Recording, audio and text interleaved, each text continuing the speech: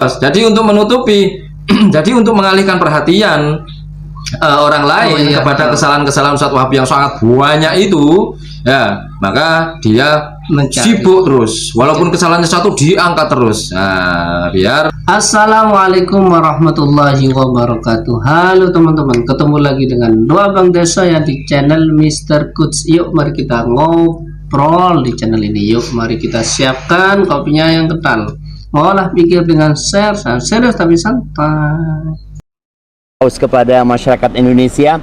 Tapi ternyata memang ada hal-hal yang ya secara kode etik Allah, agungnya ciptaan Allah, apa yang Anda lakukan kemarin kayaknya kurang tepat untuk hiu paus itu. Terus yang anak nggak paham, anak nggak ngerti, anak hanya ingin orang-orang tahu dengan besarnya ciptaannya Allah, agungnya ciptaan Allah, dan anak ingin mengenalkan wisata hiu paus kepada masyarakat Indonesia. Tapi ternyata memang ada hal-hal yang ya secara kode etik nggak boleh dilakukan, dan anak baru tahu nggak boleh pegang-pegang ikan hiu, ya nggak boleh terlalu dekat. Ya insya Allah buat teman-teman yang berangkat ke sana, tolong dipelajari dulu kode etiknya. Dan buat para pemandu di sana, sebelum yang orang-orang berenang, mudah-mudahan dikasih arahan terlebih dahulu. Jazakallah khair. Assalamualaikum. Padahal kalau berbicara, beliau kan seorang influencer, seorang ustadz yang sekaligus aktif di media sosial. Itu seorang ustadz ya teman-teman, yang tadabbur alam. Bagaimana dengan artis-artis? Sekali lagi, bagaimana dengan artis-artis yang dimana mereka melakukan hal yang serupa dengan Ustadz Syafiq Rizal Basalam? Pernahkah mereka mengaku salah? Atau pengelolanya yang mengizinkan? Enggak teman-teman. Kalau kita bandingkan dengan Ustadz Adi Hidayat, jadi mana kemarin dibandingkan dengan kesalahan yang berbeda, Mas. Ini awalnya gini. Ini kan gak sinkron lah, nggak sinkron. Iya, nggak sinkron. Oke, kita dari awal dulu. Dari awal. Pertama, Pak Syafiq Basalamah salah. Karena tidak sesuai aturan. Ya, kan itu kode etiknya, kan begitu. Memang salah. Walaupun Ustadz Adi Hidayat melakukan kayak gitu karena nggak sesuai aturan, karena ketidaktahuan beliau, pasti Ustadz Adi Hidayat juga minta maaf. Kan gitu, Bos. Sama lah ibaratnya kayak orang mau makan, umpamanya makan bersama, kemudian ada seorang tamu yang ikut makan bersama, lalu tidak mengikuti kode etik di rumah tersebut, kemudian ditegur, pasti meminta maaf karena ini hubungannya dengan kode etik, aturan, kan begitu, Bos ya. Umpamanya Pak Syafiq Basalamah atau Ustadz Adi Hidayat atau siapapun tidak mengetahui bahwasanya burung cendrawasih itu dilindungi oleh pemerintah, kemudian mereka berburu dan memakan dagingnya itu, ditegur, pasti mengaku salah karena ketidaktahuannya, kan begitu, Bos. Ya, ini masalah ini. Yang kedua, Hari Pras menuntut, nggak terima.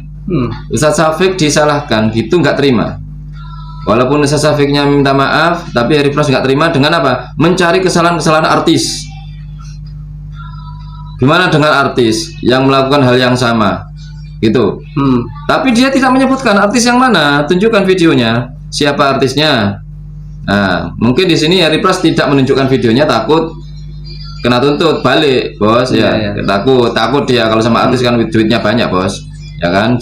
Dan dia tidak menyebutkan nama artisnya karena takut juga, takut salah dianya, salah bisa berabe, bisa balik ke dia kan pasalnya, kan pencemaran nama baik umpamanya lo ya. Tapi di sini tidak membuktikan apa-apa. Jika Anda tidak memaparkan bukti berupa video atau penyebutan nama dari sumber yang valid, artis siapa yang melakukan hal serupa seperti Pak Khalid Basalamah, maka sebaiknya Anda nggak usah bicara, nggak usah mencari-cari kesalahan orang lain untuk membela Pak Syafiq Basalamah. Sebenarnya sudah selesai di sini, kan gitu, Bos. Betul, Bos. Karena kode etiknya memang salah, kan begitu. Memang salah. Secara kode etik salah, memang nggak boleh. Ini bukan ranah ilmiah yang tidak bisa diperdebatkan soalnya. Nggak bisa diperdebatkan, dia salah dalam kode etik, mau diperdebatkan apanya? Itu yang kedua. Yang ketiga, lagi-lagi di sini Hari Pras ini membandingkan dengan yang dia anggap salah terhadap statement-statement atau Ustadz Adi Hidayat. Ya, itu kan masalah furu'iyah, Bos. Ini masalah ilmiah, bisa diperdebatkan. Kalau Pak Khalid masalah kode etik memang salah, umpamanya nginjek masjid Dia nggak tahu kalau masjid itu lantainya suci, dia masuk sama sandal-sandalnya, dia diingatkan salah, ini suci, ya pasti salah, sudah mengaku salah, ya minta maaf saya karena nggak tahu. Itu kode etik ya, bukan ranah ilmiah. Jika Anda otaknya jalan loh ya, sebenarnya Anda ini mempermalukan diri sendiri, terlalu menggebu-gebu menyerang orang lain. Dia memaksa, pokoknya Ustadz Hidayat ini harus hancur sudah. Ya kan, harus hancur. Seakan seperti itu Mas, ya. Kenapa Hari Pras ini selalu menggebu-gebu? Kelompok Wahabi ini menggebu-gebu mencari kesalahan kelompok lain karena mereka tidak menemukan lagi kesalahan-kesalahan yang mereka anggap salah ini, bos. Mereka tidak menemukan lagi di orang lain itu, ya itu aja yang diangkat.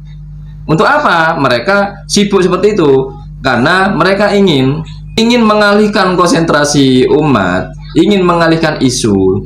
Agar apa? Agar umat ini sibuk mengkonter balik, membalas balik apa yang diangkat oleh Hari Pras, sehingga masyarakat ini lengah atau tidak tahu atau tidak merespon kesalahan-kesalahan yang sangat fatal dan sangat banyak sekali yang dilakukan oleh para ustadz Wahabi. Gitu loh, bos. Jadi untuk menutupi jadi untuk mengalihkan perhatian orang lain kepada kesalahan-kesalahan ustadz Wahabi yang sangat banyak itu, ya maka dia sibuk terus, walaupun kesalahannya satu diangkat terus. Nah, biar buaya makan lalat tidak bisa diperdebatkan, itu benar-benar salah dan tidak pernah minta maaf, tidak pernah klarifikasi. Tongkat yang tinggi namanya bukan tongkat tapi balok, itu sudah tidak bisa diperdebatkan, memang salah. Mau berargumen dengan model apapun tetap salah, kan gitu bos ya? Iya bos. Naik gunung mencari pohon pisang itu salah, sudah nggak bisa diperdebatkan. Fardunya wudhu ada 2, itu fatal, tidak pernah klarifikasi. Banyak mereka itu, kan gitu bos ya. Betul bos. Kencing babi suci itu sudah fatal, kan bos ya. Mencari satu kesalahan yang memang itu belum tentu salah. Belum tentu salah. Statement ustadz lain yang bisa diperdebatkan, bisa diargumenkan, mereka paksa untuk mengaku salah. Diulang-ulang terus, diulang-ulang terus, diangkat terus, ya sampai benar-benar hancur. Ya nggak bisa, ya nggak bisa. Allah yarfa'illahu ladina amanu minkum waladina utul ilma darajat. Sudah, ya bos ya. Yang paling banyak ilmunya maka Allah angkat. Banyak ilmunya, kemudian dia bertakwa, maka Allah yang mengangkat. Anda berusaha 1000 kali pun untuk menghancurkan ulama-ulama ini, nggak akan mampu, Pras. Nggak akan mampu. Kerahkan semua buzzernya sudah.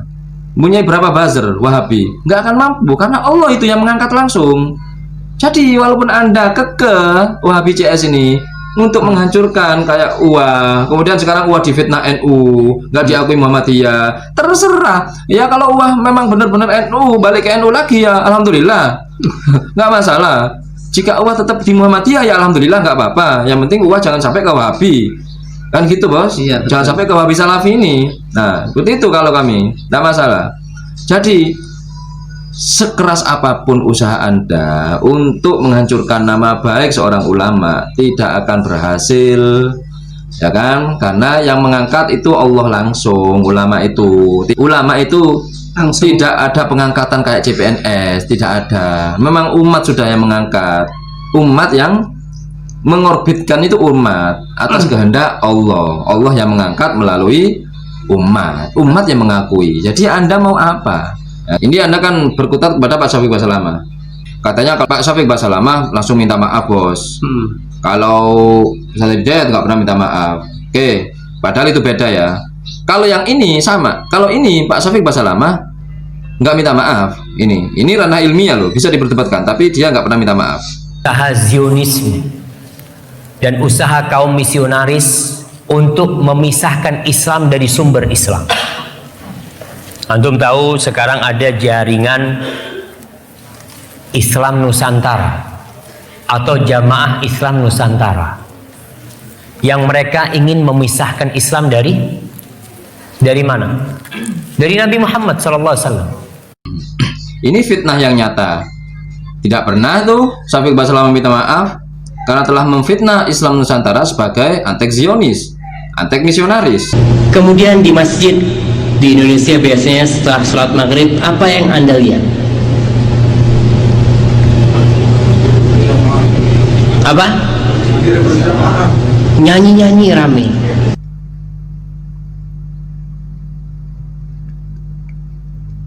Setelah sholat maghrib, apa yang Anda lihat?